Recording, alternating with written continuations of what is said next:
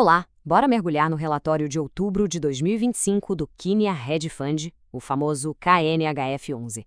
Vamos decifrar o que a gestão andou fazendo e o que isso quer dizer para o cotista. E já vamos começar com a resposta que todo mundo que investe para receber renda quer saber. O rendimento de outubro foi de R$ 1 por cota, limpo. Agora sim, vamos entender como o fundo chegou nesse número. Mas, afinal, o que é o KNHF11? Bem, para nivelar o conhecimento de todo mundo, ele é um fundo imobiliário que joga em várias posições, sabe? A estratégia é híbrida, o objetivo é buscar tanto a renda mensal, aquele dinheirinho caindo na conta, quanto ganho de capital, com uma gestão bem ativa. O nosso roteiro aqui vai ser o seguinte: a gente começa com os principais números do mês, depois dá um zoom na carteira para ver onde o dinheiro está, analisa a performance, tenta entrar na cabeça do gestor para entender a visão de futuro e, no final, a gente junta tudo num resumão prático. Então vamos lá, primeira parada, vamos abrir o capô do fundo e ver como o capital está distribuído. Olha só, de cara a gente já vê que a maior parte, mais de 60%, está alocada em CRIs, que são certificados de recebíveis imobiliários. Logo depois vem uma fatia bem grande de imóveis físicos, quase 32%, e também uma parte em cotas de outros fundos imobiliários. Agora, o mais legal é quando a gente olha para dentro dessa fatia gigante de CRs, fica muito claro que o foco deles é o setor residencial. Se a gente somar o crédito residencial com o home equity e o pulverizado, que nada mais é que crédito para um monte de gente, a gente vê que a grande aposta do fundo está ligada à moradia. Ok, já entendemos a foto do portfólio, mas e o filme? Como essa carteira se comportou em outubro? E quais foram as jogadas que a gestão fez? Vamos ver isso agora. E aqui, pessoal, tem um dos pontos que mais chamam a atenção no mês. A carteira de FIIs dentro do KNHF11 simplesmente voou, rendendo mais de 2%. Enquanto isso, o IFIX, que é o principal índice do setor, ficou praticamente de lado. Isso aqui mostra que as escolhas da gestão nesse pedaço da carteira foram certeiras. E como eles conseguiram esse resultado? Bom, o relatório mostra que eles ficaram quietos na parte de CRIs, sem compras novas. O grande movimento foi uma realocação estratégica na carteira de FIIs. Eles compraram cotas do FII Risa Viseu.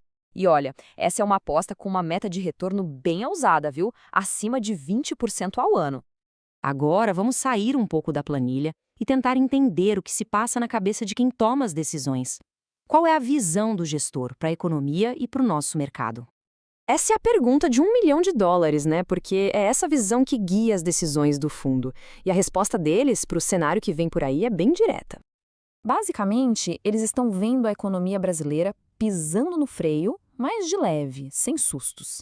E a inflação, essa sim, deve caminhar para um patamar mais comportado, algo em torno de 4% lá em 2026. É um sinal de que as coisas podem se normalizar. E o que acontece quando a inflação se acalma? Abre-se a porta para queda de juros.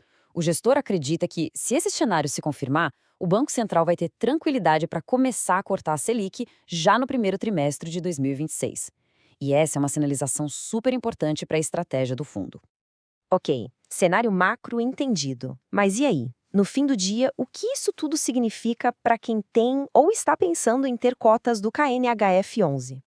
Este é um ponto que sempre vale a pena olhar com atenção. No final de outubro, o preço de cada cota na bolsa era R$ 93,36. Só que o valor patrimonial, que é basicamente o valor justo de tudo que o fundo tem lá dentro, era de R$ 99,70.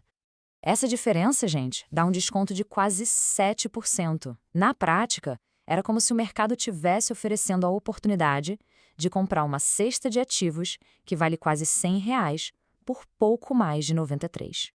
E, olhando para os próximos meses, a gestão já deu uma pista sobre os dividendos.